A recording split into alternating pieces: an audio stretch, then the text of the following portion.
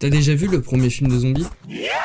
White Zombie de Victor Halperin est sorti en 1932. On y suit l'histoire d'un couple, Neil et Madeleine, venus se marier à Haïti, et se retrouvent invités chez Charles Beaumont, secrètement amoureux de Madeleine, qui demandera de l'aide à un prêtre vaudou, le gendre, afin qu'elle lui appartienne. Le film se base sur les croyances vaudou fortement présentes à Haïti. Ici, les morts ne sont pas une menace impassible, mais des cadavres réanimés à la solde de leur maître, le gendre, incarné par Dracula, je veux dire Bela Lugosi, et ce procédé des zombies marionnettes restera le plus utilisé jusqu'à La Nuit des Morts Vivants de George Romero en 1968, qui transformera la figure du zombie en des morts vivants cannibales contaminant leurs victimes à l'image de la société américaine. Et si je vous ai parlé plus tôt de Dracula, c'est que le film y ressemble beaucoup. Au-delà de son interprète principal, l'ambiance y est similaire. Tant au niveau du décor, du jeu d'acteur, Bela Lugosi fait du Dracula tout au long du film.